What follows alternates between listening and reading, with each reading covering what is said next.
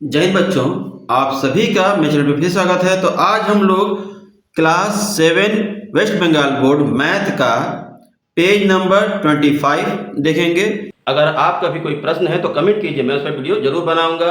अगर वीडियो पसंद आए तो अपने फ्रेंड्स में जरूर शेयर करें। तो यहाँ देखिए, पहला प्रश्न चौथा नंबर है। एक आयताकार जमीन की लंबाई और चौड़ाई का अनुपात 5:2 है। यदि लंबाई 20 मीटर होने पर जमीन की चौड़ाई कितनी होगी? तो हम इस तरह लिख लेंगे और यहाँ पे अगर मल्टीप्लाई करते हैं, कितने से करेंगे 20 आएगा तो 4 से, तो 5 चौका 20 हो रहा है। तो यहाँ पे भी 4 से करेंगे तो 3 चौके 12, तो इसमें हम 12 भर लेंगे। ठीक है, यहाँ पे भी वही दिया है, क्योंकि 5 से 20 में भाग दे रहे हैं तो 4 आ रहा है, तो 4 से हम लोग इसमें मल्टीप्लाई करेंगे तो 3 चौका 12 हो जाएगा। तो यहाँ पे देखिए 2 चौके 8 दिया है, यहाँ पे 3 चौके 12 हो जा रहा है, क्योंकि यहाँ पे ज़मीन की चौड़ाई 3 दे दिया है और यहाँ पे 2 है, तो हम यहाँ पे 2 कर लेंगे। क्या करेंगे? 2। तो ये 4 दूनी 8 यहाँ पे हो जाएगा। ठीक है, ये 8 यहाँ पे लिखना है, 12 नहीं लिखना है। और उसके बाद अथवा लंबाई 2 और चौड़ाई 5 होने पर, ठीक है, अगर ये उल्टा होता, लंबाई 2 और चौड़ाई 5 होता तो भी वही होता। इसमें अगर हम 4 से गुणा करें, 5 चौका 20 हो रहा है, तो इसमें भी हम 4 से करेंगे तो 2 चौके 8, ये हो जाएगा।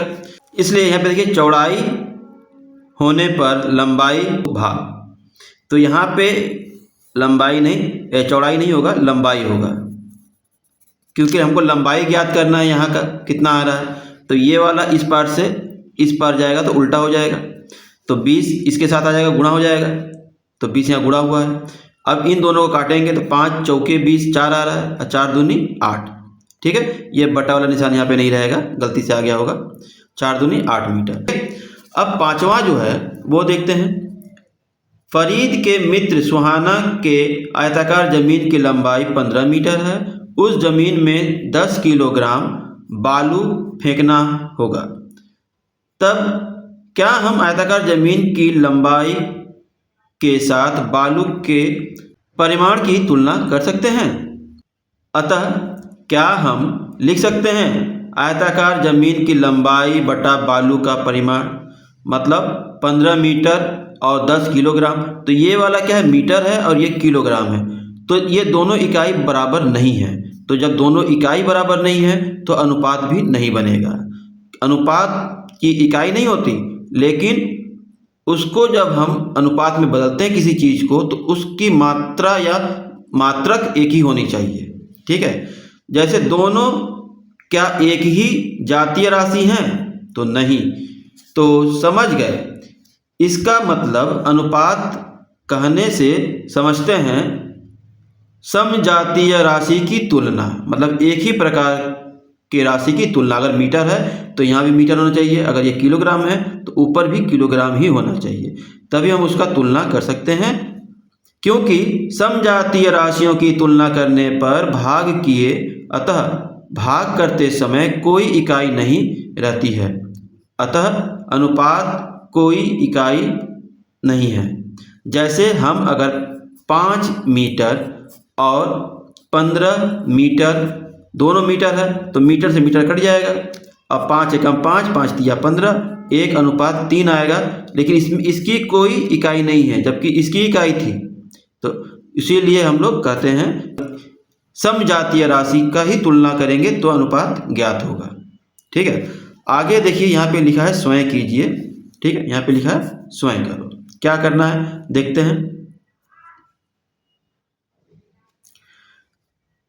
छत ढलाई के समय बालू, सीमेंट तथा स्टोन चिप मिलाया जाता है। यदि एक कढ़ाई सीमेंट के साथ 5 कढ़ाई बालू तथा 2 कढ़ाई स्टोन चिप मिलाया जाए तो सीमेंट, बालू और स्टोन चिप के परिमाण का अनुपात क्या होगा? तो यहाँ पे देखिए, फिर से हम पढ़ लेते हैं एक बार क्या कह दिया है। एक कढ़ाई सीमेंट, तो हम यहाँ पे लिखेंगे सीमेंट अनुपात बालू अनुपात स्टोन चिप। लिखने के बाद क्या क्या है, एक कढ़ाई है तो एक, और फिर 5 तो 5, और उसके बाद 2 तो यहाँ पे 2, इस तरह भर लेंगे। अगर ये कोई कट रहा है, एक ही टेबल में दोनों कुछ आ रहा है तो उसको काट देंगे, लेकिन अब एक यहाँ पे आ ही गया है, तो अब एक से अगर किसी को भाग देंगे तो जितना है उतना ही रह जाएगा, इसलिए 1:5:2 ये हमारा आंसर आएगा।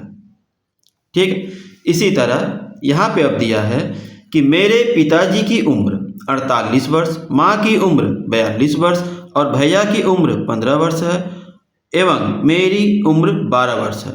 अतः पिता, माता, भैया तथा मेरे उम्र का अनुपात, तो इस तरह से लिख सकते हैं। अब ये सब किसी टेबल में कट रहा है तो कैसे पता चलेगा, हम इस तरह से अगर लसा करते हैं, यहाँ ध्यान दीजिए,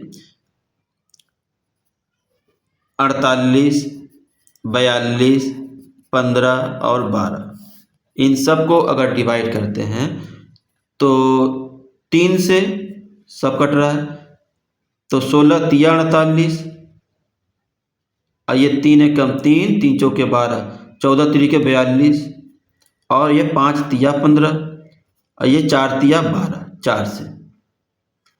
अब 5 से ये कट रहा है तो ये सब नहीं कट रहा है, तो हमारा जो अनुपात आएगा ये लाइन से आएगा, क्योंकि अब ये इससे छोटा नहीं हो पाएगा।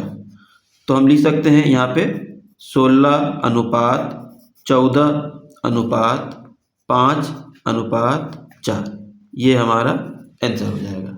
ठीक है, इस तरह से आप सॉल्व कर सकते हैं। तो अगर वीडियो यहाँ तक अच्छा लगा है, समझ में आया है, तो वीडियो को लाइक करें, कमेंट करके बताएं कि वीडियो कैसा लगा। कोई क्वेश्चन है तो कमेंट कीजिए, मैं इस पर वीडियो अवश्य बनाऊंगा। तो मिलते हैं अगली वीडियो में, तब तक के लिए धन्यवाद।